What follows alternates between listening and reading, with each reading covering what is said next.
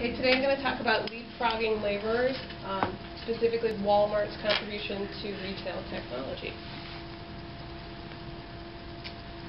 As we've talked about in class, start with Joseph Schumpeter's theory of creative destruction outlines how innovation replaces old products and systems and brings new products to the fore, and in the process it enhances efficiency and improves our quality of life.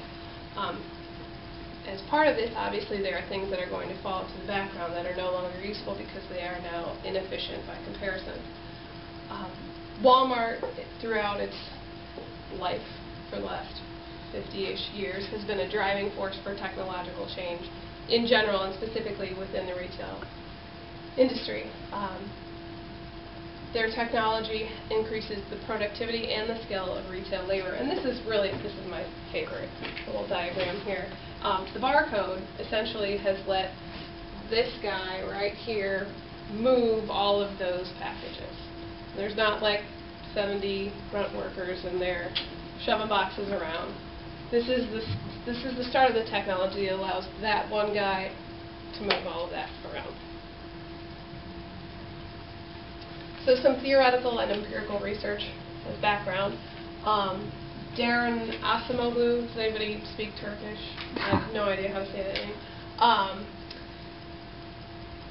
In his research found that 20th century innovations have been skill enhancing, whereas innovations in the 19th century tended to replace artisans and automate processes.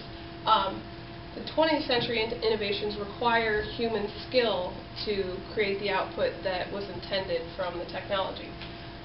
And then as a result of that, there's often an upward sloping demand curve for skilled labor, meaning that firms are willing to hire more employees at higher wages.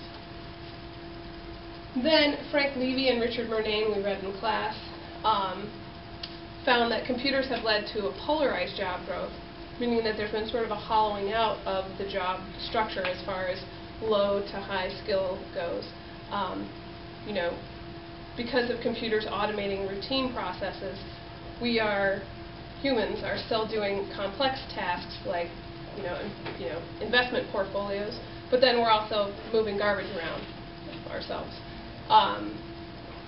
And to go along with that, the wage premiums that we're seeing in the latter half of the century, first half of this one I guess, are associated with computer skills.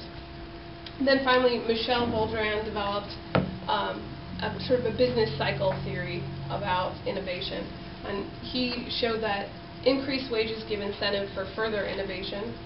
Once the skill level increases and the productivity increases, there is a push for higher wages, and that moves firms to further innovate and reduce those costs.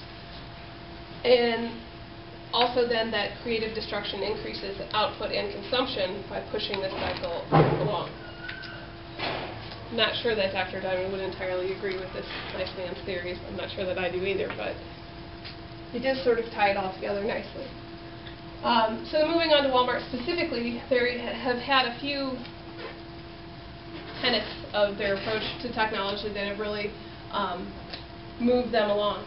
Wal-Mart grew in the 1960s Mid-South when a lot of farmers were being displaced by technology. So Wal-Mart has always had a keen sense of how it can impact workers. Most of the people who started working at Wal-Mart were previously working on farms. And Sam Walton did make efficiency his top priority because he wanted to deliver the same quality goods for lower prices. So he had sort of a technology mantra, we're merchants first and technologians second, or the firm did. So they were always very aware that people are doing the work and machines are facilitating it. Then to go along with that, as a corporation, they have a nice balance of automation and centralization of routine tasks, like what temperature the thermostats are set in all of their stores.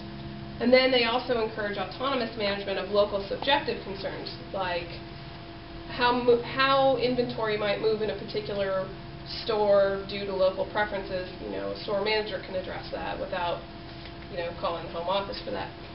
So their extensive technological network allows them to employ this because, you know, they may not know what you've decided to do today as a manager, but they will know eventually.